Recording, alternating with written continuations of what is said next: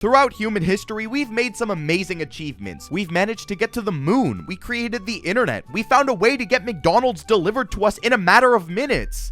$6 service fee? What the f? However, despite all of our achievements, one thing has stood in the way of humans, and that is addictions. If you look back at older generations, you may notice a couple things. One of them being that instead of using a geek bar, they use these little orange and white sticks that smell gross and they don't taste like strawberry lemonade. Meanwhile, Gen X and millennials seem to have more of an addiction to throwing their money at slots and Facebook. Oh, also, they seem to have the worst possible fashion sense out of any generation. Like, what am I looking at? However, Gen Z deals with all of the above and some extras. We have things like geek bars, social media, gambling, furry mommy ASMR.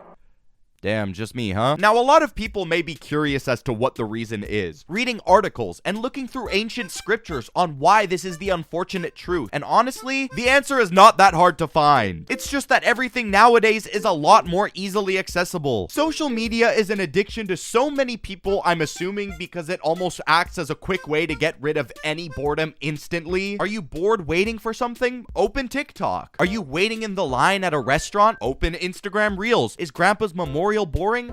Open Twitter.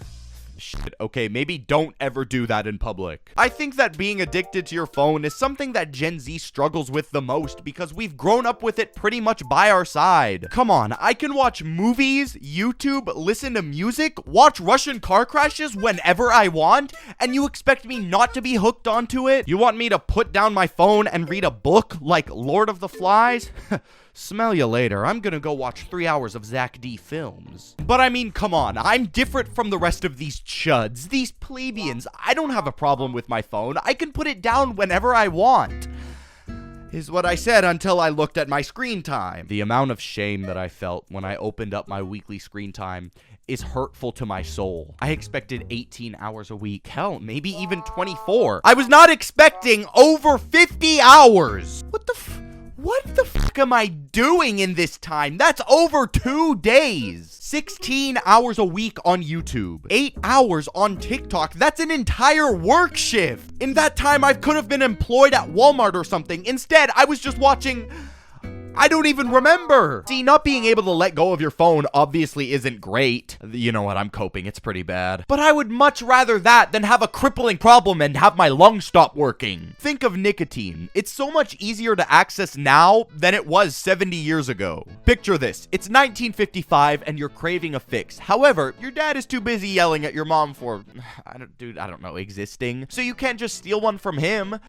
That's right, I'm an ally to women. I mean, you could go ask the pastor at your local church for one, but last time you asked him for one, he wanted a favor in return.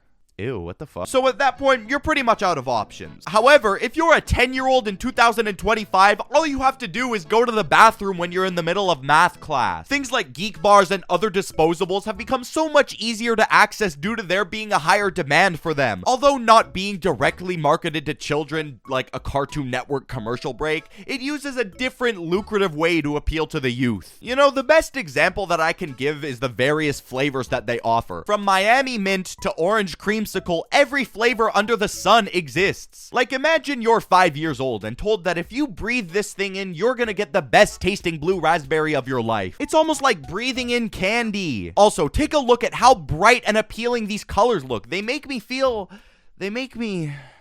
Damn, I'm really craving mango peach ice. As I was looking at flavors for this video, I went on the official Geek Bar website and it played a full-on cinematic animation showing off the wonderful outer space. All for a fucking Geek Bar. Who the fuck is the evil mastermind behind this marketing? Also, we don't even know the long-term effects of these things. For all we know, you could end up like one of the ladies in the PSA who had a hole in her throat. Something that I've noticed an uptick in recently is people who can't stop consuming caffeine. Now listen, I myself love coffee. Sometimes I enjoy going to Dunkin' and treating myself to an iced brown sugar oat shaken espresso. That's the Sabrina Carpenter drink, and when I grow up, I want to be just like her. See, I have about 2 to 3 coffees a week, maybe 4 if I'm pushing it, but that's about it. However, there are motherfuckers out there who will consume as much caffeine that their body can take, if not more of it, every single waking hour of their life. How do you go from coffee to Red Bull to coffee to God knows what else, all in the matter of 24 hours? See, the thing with caffeine is the more you consume, the longer you tend to stay awake. So my question is, where do you possibly find the time to sleep?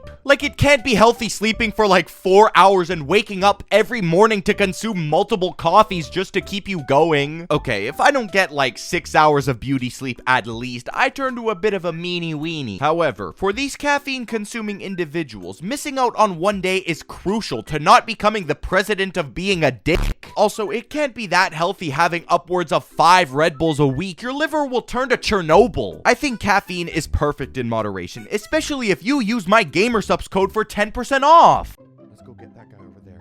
Hey, you! Oh, are you talking to me? Yes, of course I'm talking to you. Oh, hello there. Are you tired of shitty energy drinks that are probably horrible for your health? Yeah, they give me kidney stones. It really hurts. That's really gross. But allow me to introduce you to GamerSupps. It is a cheaper and a healthier alternative to energy drinks and soda, so that means no more kidney stones. How can that be possible, though? Well, I'm glad you asked. It's because it's 0 sugar, 0 carbs, less than 1 calorie, which then means that it's keto-friendly and diabetic safe. Well, you already got me hooked. Oh, you will be once you try it. Now shut up and let me finish. Let's say you're somebody like me who doesn't like to be caffeinated 100% of the time. Lucky for you, they also have a caffeine-free line just for you to enjoy the flavor. And they got some really good ones. My favorite currently being Lean. Not only because it tastes fantastic, but also because it makes me feel like a SoundCloud rapper. If you use my link, you get 10% off your order. Come on! If you want to try it out, click the link in the description to get 10% off. Thank you to our good friends over at GamerSupps. We love you.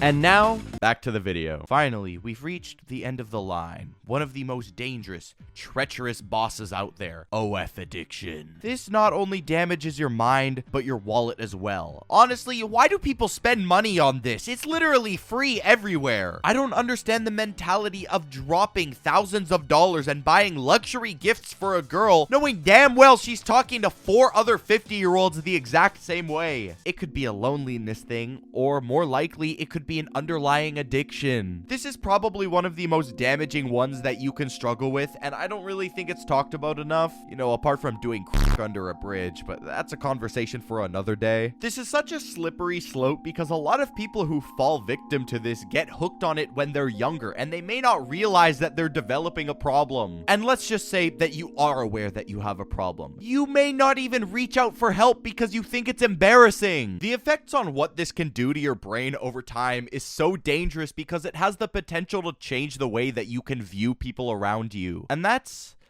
pretty f***ed up. This is such a fun topic to cover. I definitely am gonna make another video about it in the future. Check out last week's video. Thank you guys so much for watching. Follow my Twitter, my Twitch, and my Instagram. And I will see you guys next week. Bye.